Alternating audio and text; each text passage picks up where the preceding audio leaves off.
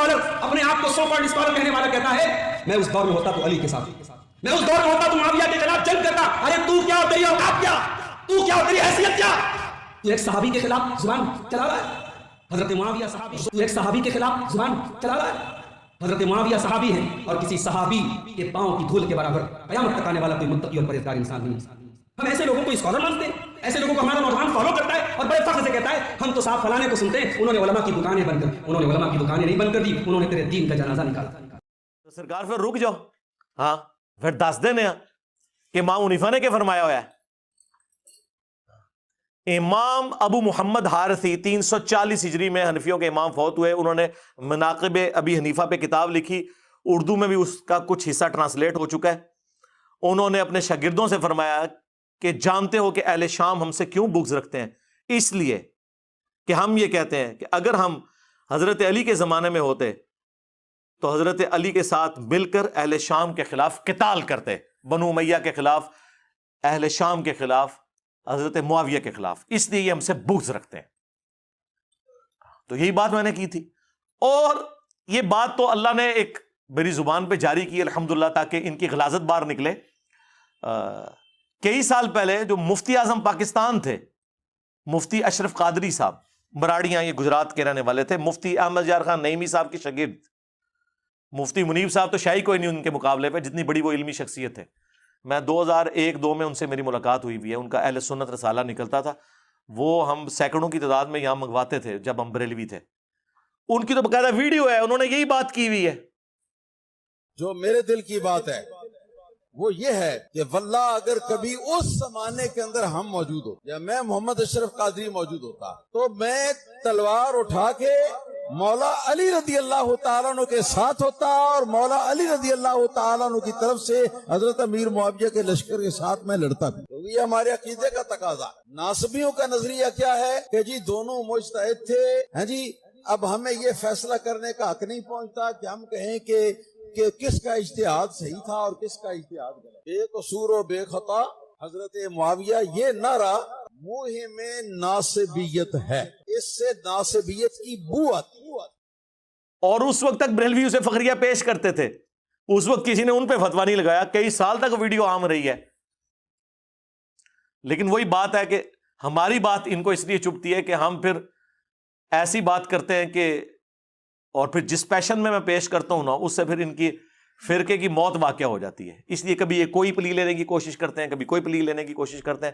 تو میں نے ان کو بار بار کہا ہے کہ اللہ کے بندو، آپ لوگوں نے غلط بندے کے ساتھ متھا لگایا ہے. آپ جتنا بولیں گے میں اتنا آپ لوگوں کو ایکسپوز کروں گا. ابھی میں چھوڑ سکتا تھا، حالانکہ میں کتنا یہ ٹاپک اس کو ایڈریس کر چکا ہوں، لیکن یہ 2-3 سال کے بعد نکلا ہے نا باہر، اور بجائے آ کے توحید کا کام کرے، ناسبیت کا جھنڈا اس نے اٹھایا نا، ٹھیک ہے نا. تو اور یہ جی وہ ان کا علمی لیول دیکھیں، بالکل وہی باتیں جو بریلوین کے خلاف کرتے تھے. او جی گھر میں 2 بڑے لڑ پڑے تو بچوں کا کام نہیں ہے. او قرآن حدیث بیان کر.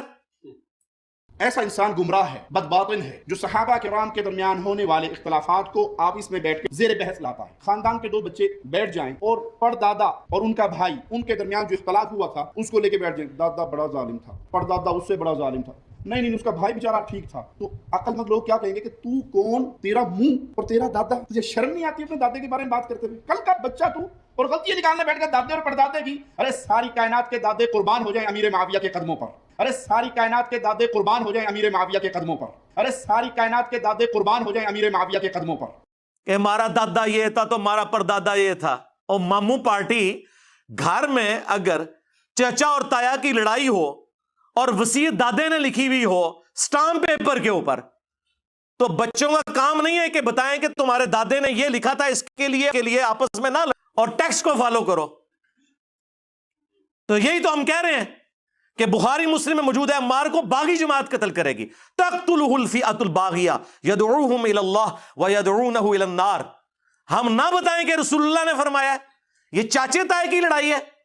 ہم بتا رہے ہیں کہ ہمارا جو روحانی باپ ہے، النبی اولا بالمؤمنین من انفسہم وازواجہ امہاتہم، نبی مومنین کی جانوں پر ان سے بڑھ کر حق رکھتے ہیں، اور نبی کی بیویاں امت کی مائیں ہیں. انہوں نے ہمیں بتایا ہے کہ ان دونوں میں سے کون غلط پارٹی ہوگی. بخاری مسلم میں درجنوں حدیث ہے کہ خوارج کو قتل کرنے والے مخلوق کے بہترین لوگ ہوں گے، حضرت علی کی پارٹی تھی۔ تینوں جنگوں کے بارے میں، جمل، صفین، نہروان، دیکھ لیں، میں نے حدیثیں بتا دی۔ اور مصنف ابن ابی شیبہ میں باقاعدہ پورا چیپٹر ہے، 187 احادیث اور آثار ہیں، پڑھیں، خود پڑھ کے دیکھ لو، اردو میں ترجمہ ہو چکا ہوا ہے جی۔ مودودی کو خیال آیا خلافت و ملوکیت لکھنے کا، اور خیال آ گیا اس کو پمفلٹ لکھنے کا۔ حافظ صاحب جو اس نے بروشر جمع کیا ہے، بخاری مسلم کی روایتوں کا کریکٹ نمبر دیتا ہے، کیا وہ احادیث صحیح ہے؟ میں نے کہا بالکل صحیح ہے۔ اگر کوئی بندہ اپنی سوچ پر قرآن کی آیات جمع کر دے گا تو وہ اسلام سے کفر بن جائے گا۔ مرزا محمد علی جیلوی نے 72 احادیث کو جمع کیا ہے اپنی سوچ کے ساتھ۔ اسلام کی 15ویں یہ صدی ہے، 15 صدیوں میں کسی بھی عالم نے، امام نے، محدث نے اس مواد کو جمع نہیں کیا جو اس نے کیا۔ آپ ان تمام احادیث کو صحابہ، تابعین، ائمہ محدثین کے فہم سے سمجھ لیں، مرزا صاحب ہر چیز سے فارغ ہو جاتے ہیں۔ کسی محدث نے کیوں لکھا؟ محدث نے لکھا ہے تو انہوں پتہ نہیں سی نا، تو انہوں تے بخاری مسلم دا بھی خالی نہ ہی پتا سی۔ اور دوسرا، کس محدث نے کتاب لکھی ہے نماز محمدی تکبیر تحریمہ سے سلام تک؟ زبیر علی زئی صاحب نے۔ دسو کسی حال تک کسی محدث نے اس ٹائٹل سے کوئی چیز لکھی ہے؟ کس محدث نے بخاری کی اس حدیث سے کہ نبی علیہ السلام کو زہر آلود بکری جب پیش کی گئی، بخاری مسلم دونوں میں آتا ہے، کچھ صحابہ بھی شہید ہو گئے اسے کھا کے، حضور نے بھی زبان پہ رکھی لیکن پھر اگل دی، مرزانہ طور پر وہ بوٹی بول پڑی۔ اس سے وہ کہتے ہیں کہ جی نبی کو اگر علم غیب ہوتا تو صحابہ قتل نہ ہوتے۔ کس محدث نے اس حدیث سے علم غیب کا رزلٹ نکالا ہے؟ وہابیوں تمہارے علاوہ؟ حضرت عائشہ پہ تہمت لگی، کہتے ہیں نہیں اتنا عرصہ حضور کو پتہ نہیں چلا جب تک کہ قرآن کی آیات نازل نہیں ہوئی۔ کس محدث نے حدیث افک اما عائشہ پہ تہمت لگنے والی حدیث سے یہ رزلٹ نکالا ہے کہ حضور کو علم غیب نہیں تھا وہابیوں سے پہلے؟ تو کہیں گے نہیں جی یار یہ تو کوئی دلیل نہ ہوئی، جو رزلٹ نکل رہا ہے وہ تو ہم بیان کریں گے چاہے کسی نے بیان نہ کیتا ہے۔ تو سرکار جنگ جمل، صفین، نہروان پہ بھی تو حدیثیں موجود تھیں، اور اسے جو رزلٹ نکل رہے تھے وہ ہم کیوں نہ بیان کریں؟ آئے انہوں داڑھ تھلے ہونا، علمی بات کرو، خود سارے کام تم لوگ کر رہے ہوتے ہو، ہمیں بلیم کرتے ہو ان چیزوں کے اوپر۔ جس کا دل کرتا ہے کچھ عرصے بعد ایک نیا چوہا چھوڑ کے انہوں بے عزت کرانا سے پیش چھڑ دینے، وہ میں تے کہہ تسی ابن تیمیہ انہوں بھی لیا ہونا، وہ دے نال بھی یہی کچھ ہوئے گی، ہاں ہو گئی، بلکہ ہر چیز تسی دھوکھے نال پیش کی تھی، ہر چیز غلط پیش کی۔ اور اپنے گھر کی خبر لو، تمہارا ابا جس کے اوپر تمہارے فرقے کا نام ہے وہابی، اس کے بیٹے عبداللہ بن محمد بن عبد الوہاب نے ایک کتاب لکھی ہے سیرت الرسول، فری PDF ہماری ویب سائٹ سے ڈاؤن لوڈ کریں، خلفائے راشدین کے اوپر چیپٹر باندھے ہیں، اس نے وہ جملے لکھے ہیں کہ ان کی کانپیں ٹانگ جائیں۔ اس نے لکھا ہے اس کے اندر کہ حضرت معاویہ نے شہادت عثمان کا جھوٹا الزام حضرت علی پہ لگایا اور بیعت سے بھی منحرف ہوئے، لیکن اللہ تعالیٰ نے حضرت علی کو سرخرو کیا۔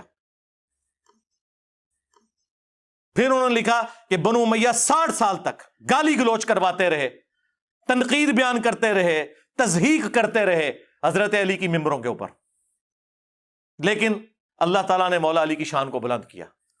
اور پھر انہوں نے مسند احمد کی حدیث نقل کی کہ اصحاب نے جنگ چھوڑ دی تھی قتل عمار کے بعد، اور حضرت عمرو بن عاص نے حضرت معاویہ سے کہا کہ عمار قتل ہو گیا، اور رسول اللہ نے فرمایا تھا عمار کی قاتل جماعت وہ باغی ہے، تو انہوں نے کہا ہم نے اسے قتل کیا ہے، نہ یہ علی ساتھ لے کر آتا، یہ اس کے ساتھیوں نے لا کے ہمارے نیزوں کے آگے پھینک دیا، اور نہ یہ شہید ہوتا۔ تو حضرت علی کو جب یہ خبر پہنچی تو انہوں نے کہا اچھا پھر اس کا مطلب ہے کہ حمزہ کے قاتل رسول اللہ تھے، نہ لے کر آتے اور نہ وہ شہید ہوتے۔ اچھا یہ آج یہ کوئی جملہ بولے تو لوگ کہیں گے جی حضور کی مثال دے کے گستاخی کر دی ہے۔ بھائی جو موٹے دماغ کے لوگ ہیں نا انہیں سمجھانے کے لیے پھر اس طرح کی بات کرنی پڑتی ہے، اور یہ مولا علی کی سنت ہے پھکی دینا، پھکی سی ہے الزامی جواب سی جو مولا علی نے دیتا۔ پھر اسی طریقے سیدہ عائشہ کے بارے میں بھی انہوں نے اس میں لکھا ہے کتاب میں کہ پوری زندگی وہ روتی تھی، ان کا دوپٹہ آنسوؤں سے تر ہو جاتا تھا، اور حضرت علی نے جو عزت کے ساتھ انہیں گھر رخصت کیا وہ بھی سیرت الرسول میں لکھا ہوا ہے۔ ایک ایک چیز انہوں نے لکھی ہوئی ہے اس کے اندر، یہ تو وہابیوں کے اپنے امام نے لکھا ہوا ہے، اس کو کیوں نہیں کہتے کہ ایران کے ٹکڑوں پہ پلنے والا جانور آیا نا داڑھ تھلے ہوں۔ اور کچھ عرصے سے یہ لوگ میری دشمنی میں اتنے آگے گئے ہوئے تھے کہ حنفیوں کے بزرگوں کو اپنا امام بنا کے پیش کر رہے تھے، لیکن میں نے انہوں گاٹیاں تو پھاڑ لیا آ کے، ملا علی قاری، ہائے ہائے ہائے صدقے، رحمہ اللہ، یہ سارے وابی سے رحمہ اللہ لکھتے ہیں اپنی کتابوں میں، 1014 ہجری میں فوت ہوئے ہیں. انہوں نے مشکات کی شرح لکھی ہے مرقہ، اس میں 5878 نمبر حدیث قتل عمار والی جو مشکات میں آتی ہے اس کے کانٹیکسٹ میں ملا علی قاری نے اتنے گاڑے فتوے لکھے ہیں کہ وہ بات ہم نے کبھی اپنے پلیٹ فارم سے نہیں کی ہے. اس کو نہیں کبھی انہوں نے کہا کہ نیم رافضی اور فل رافضی، پتہ ہے کہ اگلے دن بریلوی اور دیوبندی منہ توڑ کے رکھ دیں گے، اور تمہیں تو سور کہہ کے چلے جائیں تو تم لوگ آگے بول نہیں سکتے ہو، بلکہ سور نہیں، سوراں دے سور. ہاں، تو ملا علی قاری لکھتے ہیں، کتنے سخت بھاری جملے وہ لکھ رہے ہیں، اتنے سخت جملے لکھ رہے ہیں کہ ہم یہ بات کریں تو یہ لوگ کہیں گے یہ تو بڑی گستاخی کر رہے ہیں. انہوں نے لکھا ہے کہ حضرت معاویہ رضی اللہ تعالیٰ عنہ نے حضرت علی کی بیعت نہیں کی، انہیں چاہیے تھا کہ وہ حضرت علی کی بیعت کرتے اور خلافت منفیت کی طلب ترک کر دیتے، جو ان کے دل میں حکومت کی لالچ تھی نا اسے چھوڑ دیتے. پھر انہوں نے نمبر 2 ساتھ یہ لکھا کہ انہوں نے خون عثمان کو ڈھال بنایا ہوا تھا اپنی بغاوت کو چھپانے کے لیے. انہوں نے کہا کہ یہ پولیٹیکل ایک انہوں نے گیم کی ہوئی تھی، اندر بغاوت تھی چھپی ہوئی، یعنی خون عثمان کا بدلہ انہوں نے کہا ڈرامہ بازی ہے. کون؟ ملا علی قاری کہہ رہے ہیں. تیسرا انہوں نے کہا کہ حدیث عمار کہ عمار کو باغی جماعت قتل کرے گی، یہ حضرت معاویہ کے دل میں چھپی ہوئی جو بغاوت تھی اسے ایکسپوز کر دیتی ہے کہ اندر ان کے کچھ اور تھا. ہاں. نمبر 4 حضرت معاویہ کے ایٹیچیوڈ کی وجہ سے قرآن اور سنت دونوں مہجور ہو گئے، پیٹھ کے پیچھے ڈالے گئے. اندازہ کریں اتنے سخت الفاظ. پھر انہوں نے آگے جا کے لکھا لیکن ہمیں چاہیے، چونکہ وہ صحابی تھے، ہم اپنی زبانوں کو بند رکھیں. ہاں، اس کا مطلب ہے یہ ساری باتیں کرنا، یہ زبان کھولنا نہیں ہے، بلکہ یہ حقائق بیان کرنا ہے. اور وہ صحیح کہہ رہے ہیں، یہ بات انہوں نے ٹھیک لکھی ہے کہ ہمیں چاہیے زبانیں بند رکھیں، یعنی مراد یہ ہے کہ لان دان نہ کریں. ہاں، لعنت نہ بھیجیں، مانے کہ سب کچھ کیا ہے. اور یہ ماننا اس لیے ضروری ہے کہ ہمارا مقدمہ ہی ختم ہو جائے گا میرے بھائی. پوری رافضیت اسی کے اوپر تو کھڑی ہوئی ہے. وہ مولانا اسحاق صاحب نے صحیح کہا تھا کہ اگر انہوں نے ان 3 بندوں کی غلطیاں مان لی ہوتی نا، حضرت معاویہ رضی اللہ تعالیٰ عنہ، حضرت مغیرہ ابن شعبہ رضی اللہ تعالیٰ عنہ، حضرت عمر بن عاص رضی اللہ تعالیٰ عنہ، تو ابو بکر اور عمر کی داڑیاں نہ کھینچی جاتی. یہ وہاں تک پہنچے اس لیے کہ جب انہوں نے کہا کہ یہ کیا تو ان کو تو پتا چل گیا کہ یہ تو وہ لوگ تھے جن کے بارے میں تو بخاری مسلم میں چیزیں آئی ہوئی تھی، لہٰذا یہ منہج جو اہل سنت کا فراڈ کے اوپر مبنی ہے، انہوں نے یہ رزلٹ نکالا اور ان کا سودا پھر بک گیا. ظاہر ہے ہر فرقے کے پاس کوئی ایک تگڑی شے ہوتی ہے جس کی بنیاد پہ وہ اپنا فرقہ چلا لیتا ہے. ہاں، ہر فرقے نے ایک مضبوط بات کوئی پکڑی ہوئی ہے. کل حزب بما لدیہم فرحون.